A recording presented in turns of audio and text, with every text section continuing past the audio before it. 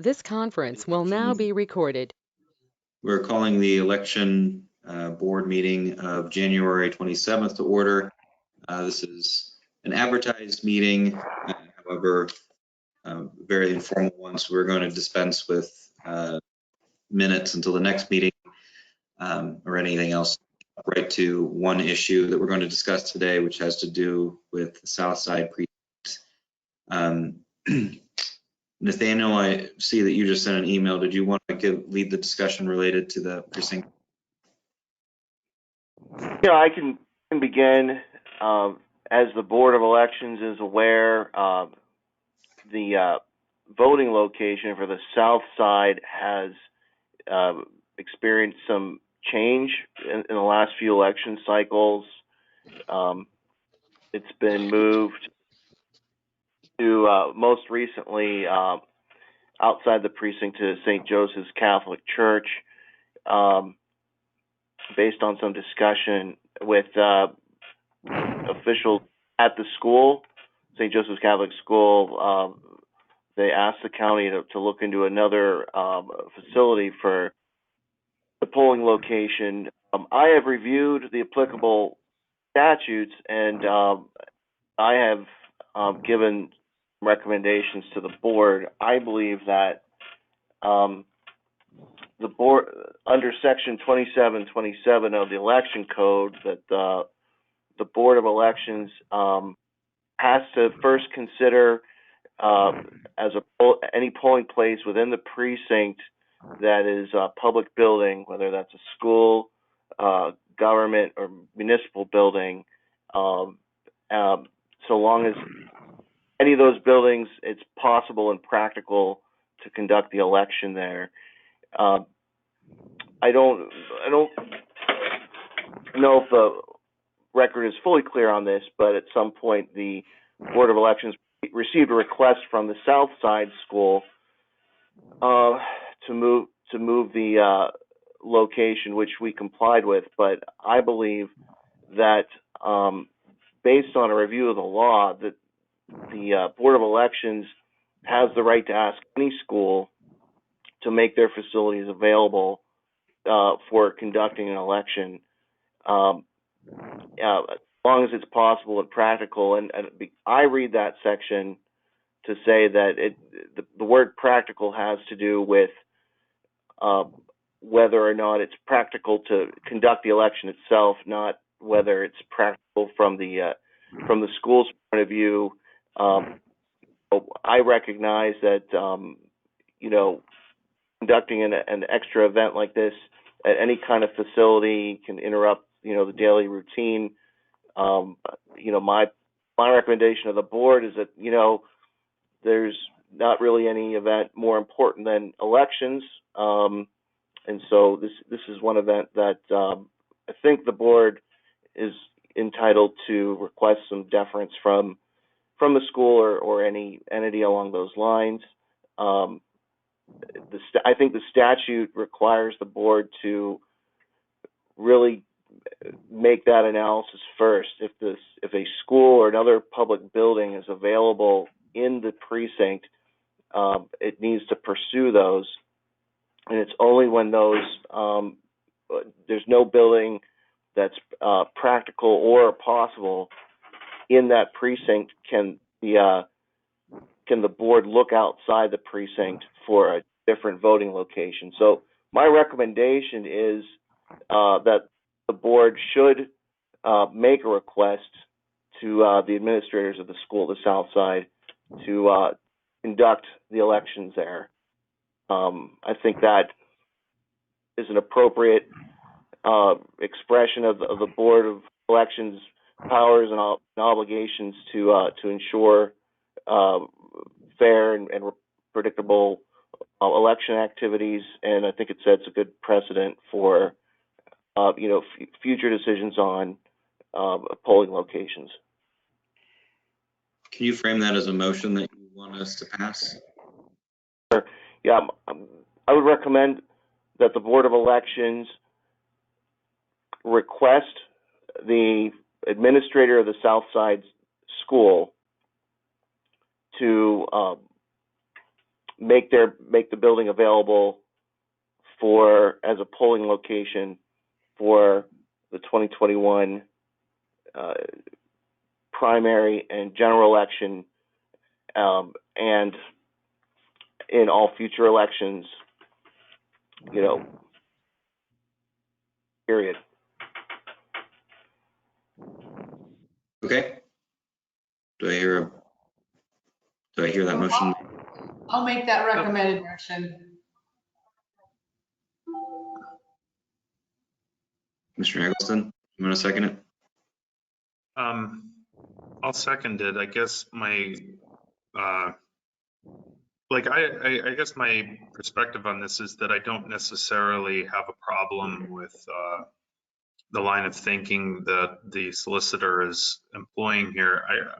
Rather than just making a straight request for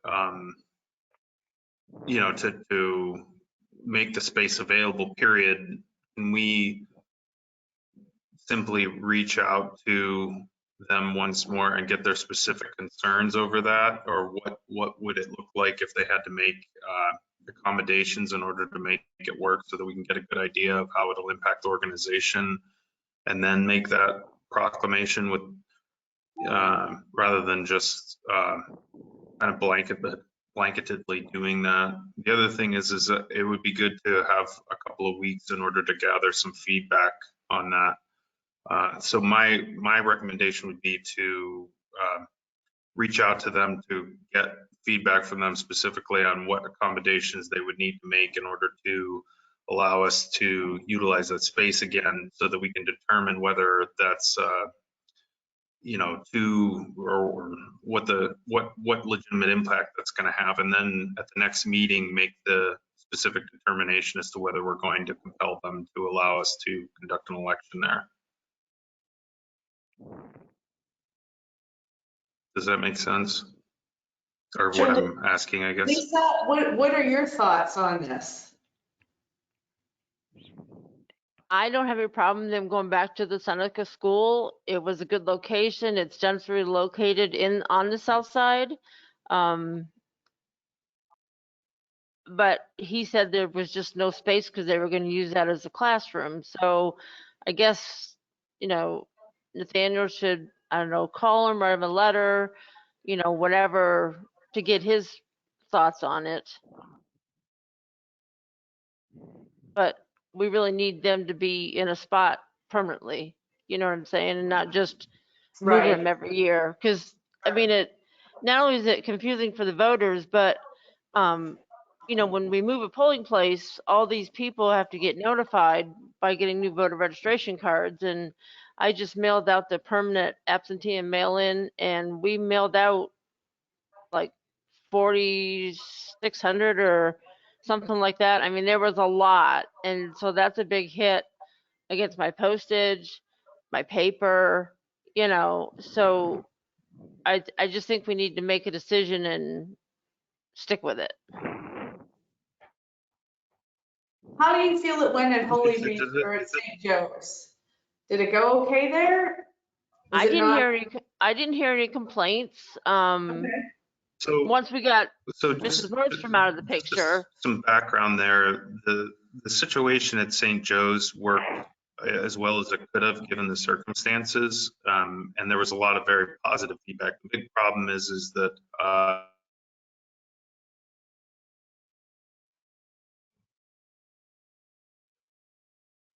Hello? Hey, Jeff, we just totally missed that. I could hear you talking from my office, but you're frozen up.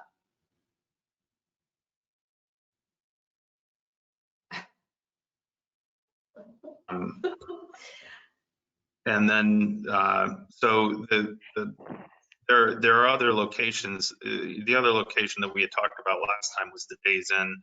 I don't know that I'm necessarily fixated on that per se, but I think that there's enough to review with the Seneca building and then also the EOC as to what the impact is going to be, that we just give this time to just go through that. So like I said, Lisa, if we made a decision on February 10th, whether we were going to be in the Seneca building or in the Days Inn, would that be enough time to handle everything that you want to do?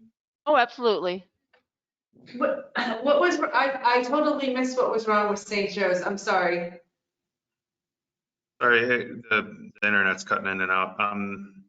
Basically, everything went as well as it could. I had a lot of very positive feedback. We had a lot of very positive feedback.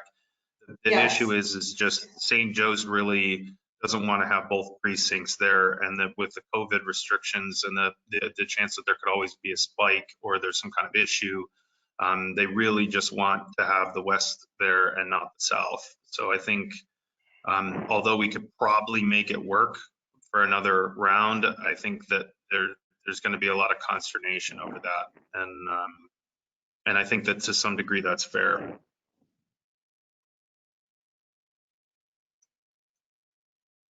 So at the very least, I would recommend that we move it from St. Joe's.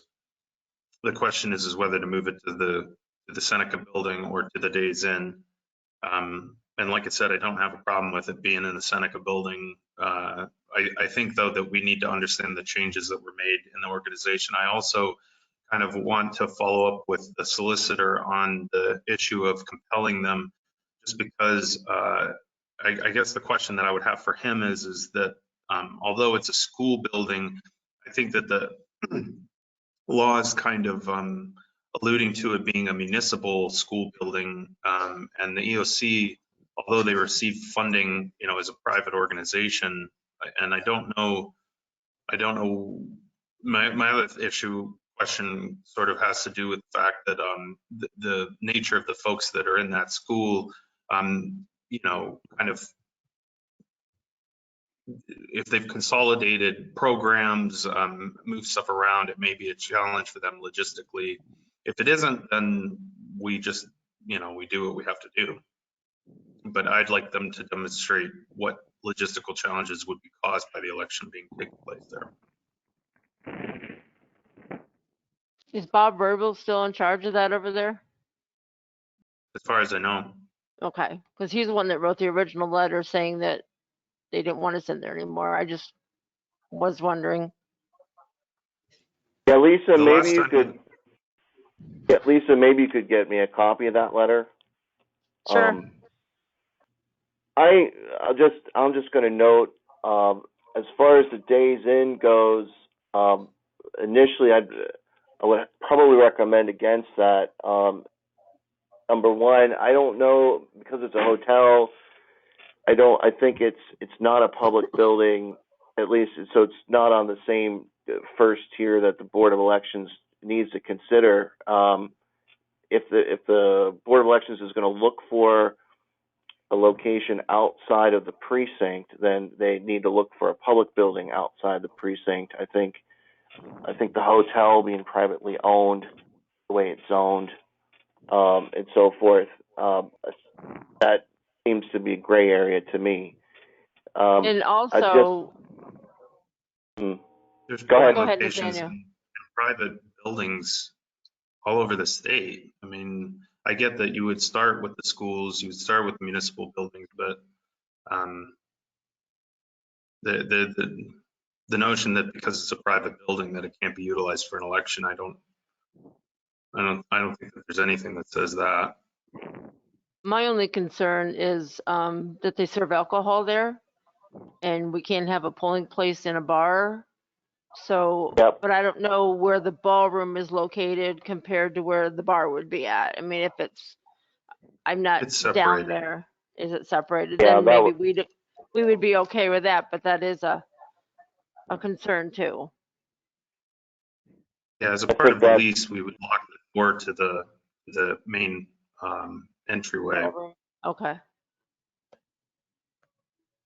Yeah, I would. And again, I can tell you.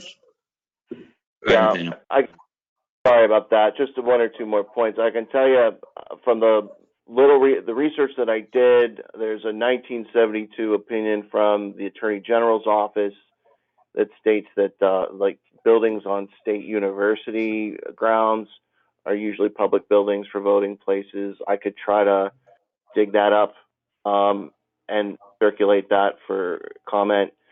I talked with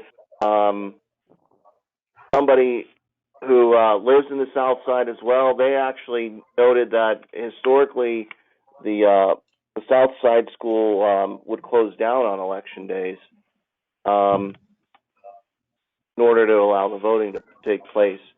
So I guess if the board decides they want to ask Southside School, to further elaborate, that's fine. But I think the board still needs to keep in mind that it's ultimately the analysis is whether it's practical to conduct the election there from the board standpoint, not necessarily from the school standpoint.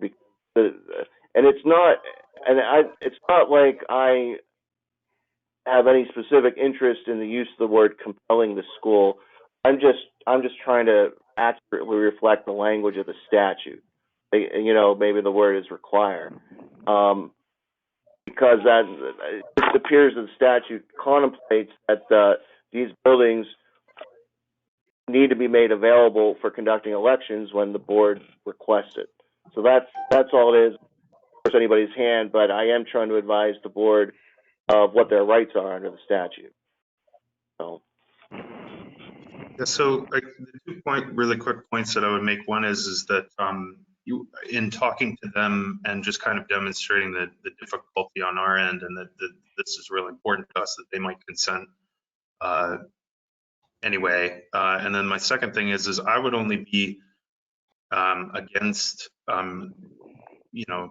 whether you use the term compelling or, strongly requesting to use the Seneca building if EOC could demonstrate a very excessive hardship by us being there.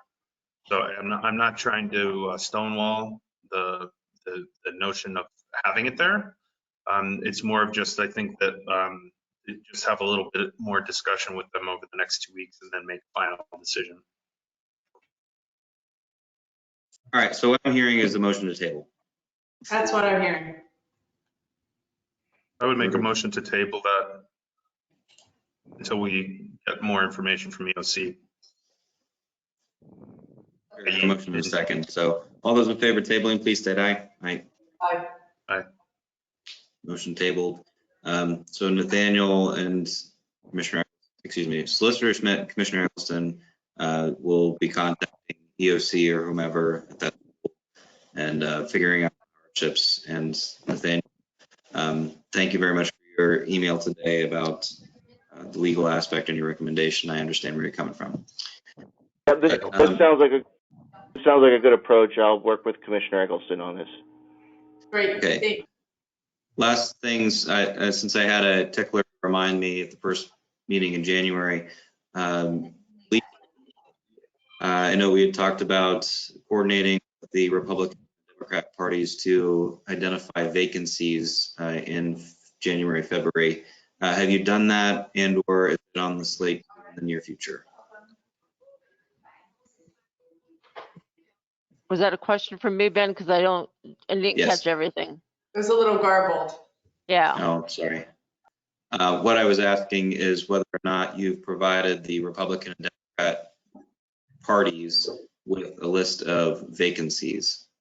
Not yet, because I'm still waiting to hear from the boroughs and townships of the letters I sent out. So they're coming in at a pretty good rate, so I should be able to get that out to them shortly. Great. Anything else to discuss in election board meeting? I have a quick question. Go ahead, Jeff. Sorry, the other item, and I apologize that if maybe there wasn't enough prep for this, but we need to have a discussion about the elected officials in the South District. Because technically we need to have the judge appoint somebody to those positions. And should we, between now and next meeting, have like engage with the solicitor to have a conversation about that process and then make a recommendation to the judge, or I guess we need to talk about it, I guess is what I'm saying. Yeah, sure. That's what Lisa's letter was heading towards. So I would ask that we. Oh, sorry, it got garbled. I thought you were talking about something else. Yeah, no, that's exactly what you hope to talk about that. Would that be fair to say the next meeting, Lisa? Yes. That'd be good. Let's plan on having the election meeting on the 10th, and we will discuss the vacancies, of which South Precinct will be one of them. And we'll also discuss the South polling place as well. Yeah, commissioners, I can tell you that on two things. Number one, with the South Side vacancy of the judge of election, I'm not sure that needs to be treated any differently than any of the other vacancies in the election officers. However, it's my intent, and I can have these ready on or before the next meeting on the 10th, to provide, sample petitions for anyone who is interested in being appointed for these elections to submit to the court. So, and those can be shared with the Republican and Democrat parties for people interested in filling there. Okay, so I'm starting my petition packets. And normally the people who are on the election boards as of now, they'll be on the ballot this year. So I usually mail them their petitions. Do I just go through and mail petitions like I normally would? Commissioner Eggleston talked about consolidation. How do I proceed? I mean, how do you guys want me to proceed? Do you want me to just do it like I normally I haven't do? heard any. I don't believe, I'm not trying to address anything on consolidation. So there's two elements here, I guess. I'm not making any recommendation to change your normal process about people who want to be on the ballot this spring. It's just, if anyone wants to request to work the election, and This year's elections. this spring primary, in the past, you've appointed people shortly before the election and they do the work. Right. There's this alternate approach available where you can request the court to appoint you to work an election. That's what I think Commissioner Eggleston was talking about, and that's what I was proposing in the future. Anytime there's a vacancy in a position here, someone can, apply to the court to have that vacancy filled. So in this case, someone would apply. It would only essentially be for one election, and then they would have to win the election, win their race on the ballot this spring. So that would be, I mean, all the judges and inspectors are up for election this year, and they normally go through the petition process like everybody else. So, right, and it. Mm-hmm. So the only petition. Go ahead.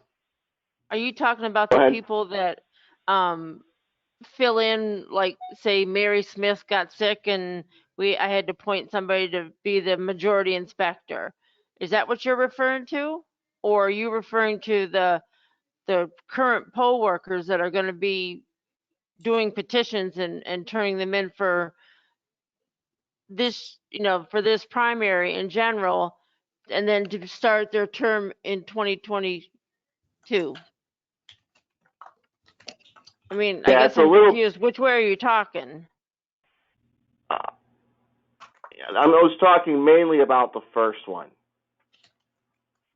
It's a little confusing because this cycle or this election term for those election workers is almost finished. Yeah, they've got this year, and then their new terms would start in January 2022. Yeah, I'm just talking about creating a form where anybody who wants to fill a vacant election officer position can file a petition to the judge. So that's for this year. Well, that would, it would essentially fill out the election officer's cycle, but it's just for this one primary, practically Well, what about the speaking. general then? Can't they be, Well, like say like Warren South had a majority inspector that was a vacant position. Couldn't they be appointed for both the primary and the general? Because otherwise you're going to be training two people 2 different times. You know what I'm saying? well, I could be mistaken, but my guess is that after this primary here in the spring, the positions for the next 4 years will essentially be filled. No, because they have to go through the Hey, primary and the general. If I could interject real quick, we're down in the weeds on this, and I don't think there's value in having this conversation in the election meeting. I would ask that the solicitor and election director get together and talk about documenting this in a policy and procedure fashion like we've done with other things, and come back to the board for a vote on that once you have agreed on what it means. That's fine. That'd be good. Okay, good, thanks. Anything else for the election board meeting? Hearing none, I'll ask for a motion to adjourn. I'll make that motion. All those in favor? Aye. Aye. We're adjourned. Okay, thank you. Next, moving on to the commissioners meeting, we'll call the January 27th meeting of the commissioners to order. I will dispense with the Pledge of Allegiance due to the technical difficulties with doing that, but we'll take a moment of silence where you can observe that.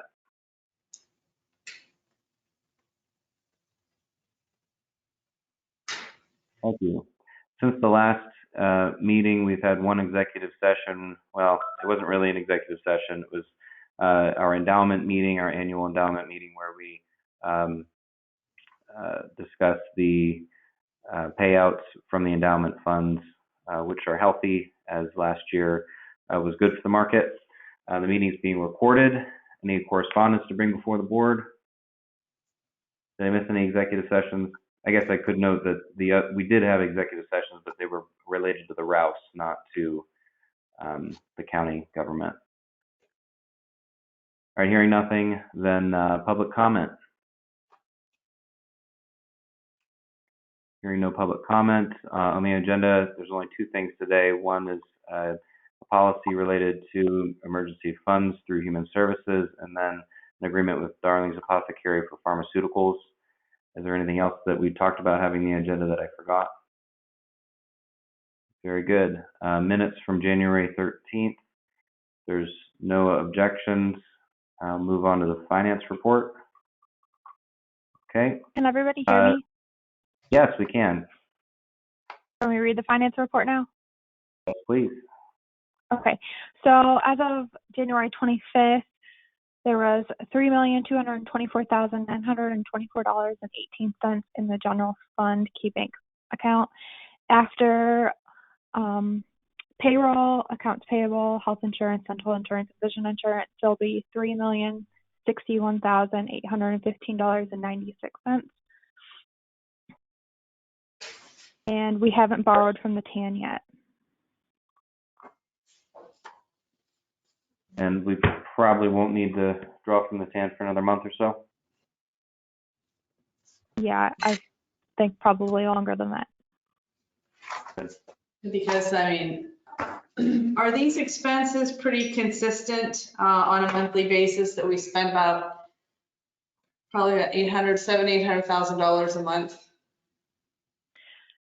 Everything's pretty consistent except for the health insurance. The health insurance, the $23,000 that I have on the second page, is only the retiree health insurance. I haven't paid the health insurance for our regular bill yet, and that's around like $240,000 a month. Okay, so that'd be about right then. Okay, thank you. You're welcome. I like this report, by the way. Thank you. Just your general estimate, though, is accurate. Yeah, okay. Yeah, that's helpful. Thank you. All right, any other questions for Riley? Very good. Moving on, there are no proclamations today, so I'd ask for a motion to approve the consent agenda. I will make that motion. I will second. May I have second in discussion? All those in favor, please state aye. Aye. Aye. Motion carries. All right, next, resolution 3174, which could be reformatted in the future, but the substance of it is ready to go, I believe. This was submitted to us through the Forest Warren Human Services as a request for some funds. Commissioner Eggleston, I guess you've been involved in it, correct? So I could turn it over to you to present it.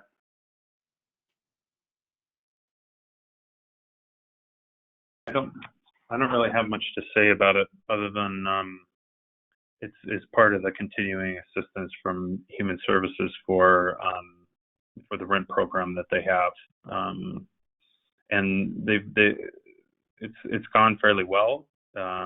So I guess I should back up. I apologize. I wasn't really prepared to discuss this. So they've had an assistance program that was kind of associated with CARES funding that is essentially running out. And then with the change in the eviction policy, from the Fed changing, I think it got moved back to March at least. There's a concern overall of the ability to deal with what's going to be a lot of challenges with housing, especially with indigent folks and people that have lost their job and the unemployed. So this program is going to assist with that. This is a policy for them to utilize in order to address that. And I believe that the funding source is going to be, at least initially, endowment funds that are to be used for persons that are, in poverty or financially challenged. So I think it's a great program. I think Ronna Tipton did a great job putting it together.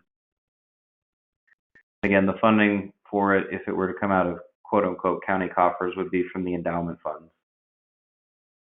So this would not be coming out of general funds or tax dollars by any means.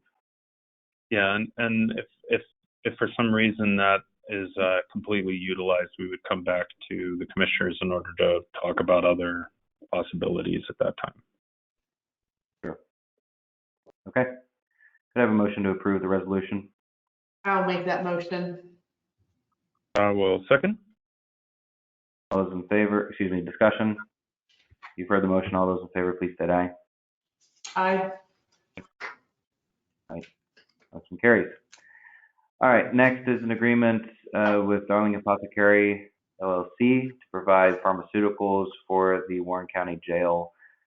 As you may know, once a county employee puts cuffs on somebody, we are responsible for their health care, including pharmaceuticals, regardless of whether they have health care or not, which is a major expense to the county. But I know Darling's has gone out of their way to help us mitigate that as much as possible. And the agreement before us is just an extension, essentially, of what we've been doing for, I don't know, Pam, how many years have we had Darling's? At least 6. I was going to say 5 or 6, yeah. Any questions? Do we know if the rates changed in the agreement? No, they're pretty much staying the same. Okay. Anything else? Did I hear your voice? I just want to say that I reviewed and I'm fine with the agreement. Okay, can I have a motion to approve it? I'll make the motion to approve it. I'll second. Motion made and seconded. You've heard the motion. If there's no discussion, all those in favor, please state aye. Aye. Motion carries. All right, that concludes our business. Commissioner comments, though. I believe Commissioner Durbin was going to announce the Lights of Love Vigil. Oh, I guess I was. Not something I'm familiar with, so someone else needs to. No, well, it's actually sponsored by First Presbyterian Church. It's Lights of Love, a community of vigil support on Friday, February 19th at 7 p.m. There are people who are going to show up to actually show respect for those who have been, lives have been ended or altered by COVID-19. Everyone will be in place from 6:40 to 6:50. They'll self-distance, social distance, and just to have a visible sign in this community that we are recognizing those who have passed away from COVID-19 or have been affected by it. There'll be no need to do anything. It's just simply going to be standing in support. Okay. Very good. Thanks for that announcement. Anything more to say? Any other commissioner comments? Nope. I just want to thank Pam also for bringing that to our attention. All right. Well, if there's nothing more, I'll ask for a motion to adjourn. Sorry, I was muted. I just wanted to, it's probably a good thing. I just wanted to thank the WCCBI for their work on the frontline worker program, which we're starting to wind down to some degree. We've managed to, most weeks over the past couple of months, provide assistance to healthcare workers. We've raised over $7,000 to do that, and much of the money has been expensed, but some of it's going to be, I think, going to be saved and utilized for any future spikes. And then we're also expanding the program to help folks in other realms that have dealt with COVID, specifically like group homes and some folks where they have persons with disabilities that have been hit very hard. And it's the Jim Decker and the WCCBI has been a great partner, and very excited with how it's worked out. And I know that the healthcare workers that I've talked to have been very grateful to the commissioners for their continued support of it. So I also thank Ben and Trish for you guys throwing your support behind it as well. All right, thank you. Well, if there's nothing more, I'd ask for a motion to adjourn. I'll make that motion. I will second. In favor? Aye. Thank you all. Thanks, everyone. Bye-bye. Thank you. Have a good day.